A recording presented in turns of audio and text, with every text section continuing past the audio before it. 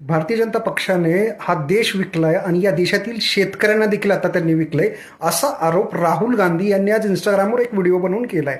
या आरोपामागचं तथ्य काय तर महाराष्ट्रातील जर शेतकरी असाल तर ही व्हिडिओ पहा, कारण की महाराष्ट्रातील शेतकऱ्यांवरती खूप मोठा इम्पॅक्ट होणार आहे जर राहुल गांधी यांचं जे सेंटेन्स आहे ते खरं असेल तर। ते म्हणतायत की अदानी आणि अंबानीला हा देश विकला गेलेला आहे। US ट्रेड डीलमध्ये नरेंद्र मोदी यांच्या गळ्यावरती पट्टा होता, त्याच्यामुळे त्यांना ज्या इम्पोर्ट आहेत फार्मिंगचे इम्पोर्ट स्पेसिफिकली सोयाबीन, कापूस, मक्का आणि ॲपल या सगळ्यांवरचा इम्पोर्ट त्यांनी रिमूव्ह केला आहे, टॅक्स रिमूव्ह केला आहे। त्याच्यामुळं 1000 एकरची शेती करणारा, मेकॅनाइज शेती करणारा US चा शेतकरी जेव्हा त्याचा माल आपल्या महाराष्ट्रामध्ये पाठवणार त्यावेळी आपल्या इथल्या कापसाला, मकेला, सोयाबीनला भावच मिळणार नाही आणि जे छोटे शेतकरी आहेत ते संपून जाणार।